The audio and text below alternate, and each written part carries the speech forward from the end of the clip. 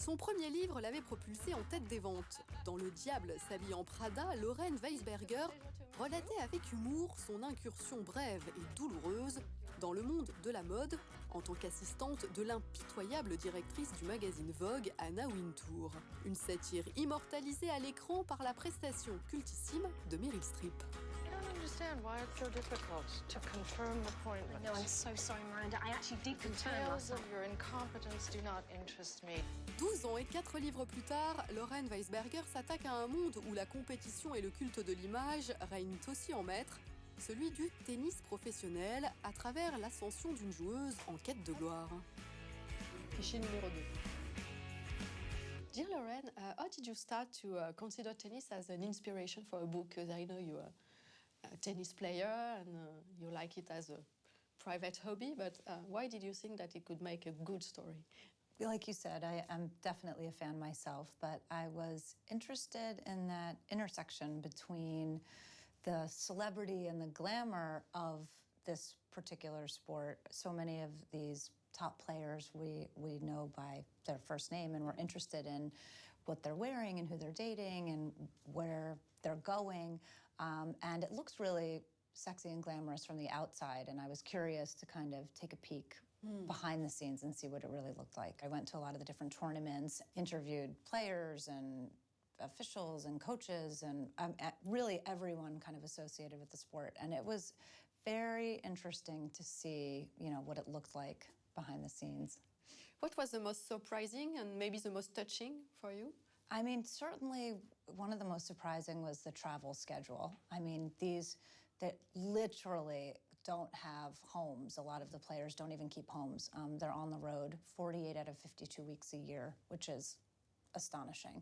But I think it's particularly hard for the women. Yeah.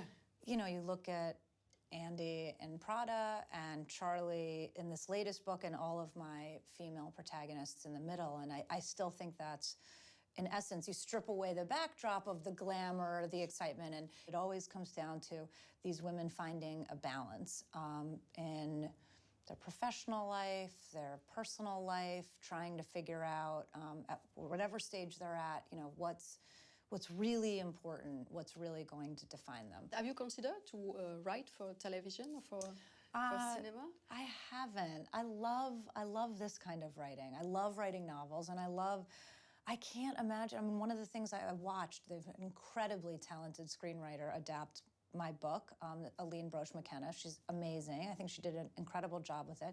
She had 100 pages. A screenplay is 100 pages.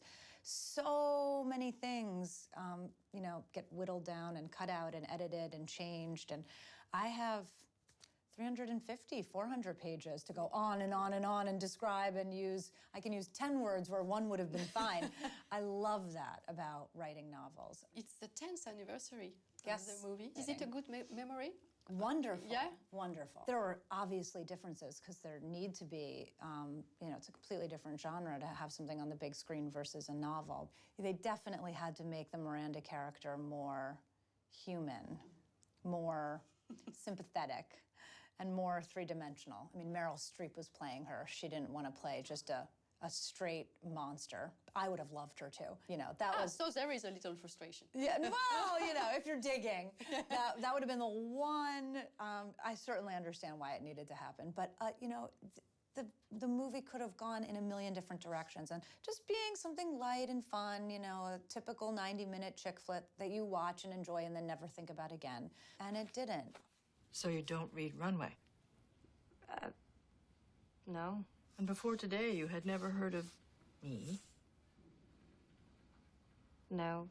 And you have no style or sense of fashion? Well, I think that depends on what you're... No. That wasn't a question. Here we are to get to know you better through the relationships you have with movies and TV series. How did you discover movies? I don't actually remember what the movie was, but I remember my mother would take us to these cartoons, the animated movies, and she would sit there with a book and a flashlight and a cigarette, and she would smoke and read. And smoke and read, because she couldn't stand to watch the cartoons, but she wanted us to see them. So that is one of my earliest memories, the thought of that happening in a theater in America now is absurd. Talking about cinema, what are the strongest female figure you admire, whether they are actresses or directors? I'm a big Emily Blunt fan. I think she was wonderful in the movie, and I think she's wonderful in everything that I've seen her in since. And I just love her sensibility and her sense of humor and the way she comes across on the screen and in real life. And she's lovely. Rachel, why are you here? Because I'm helping find Megan. I don't think you're helping anybody. I saw your wife with someone. Megan has a therapist. Is that who you saw? Do you watch a lot of television series? How do you define a lot? I mean, are you addicted? No, no, not addicted. No. But I don't know if it's popular here, but I've been watching Narcos is something that I love.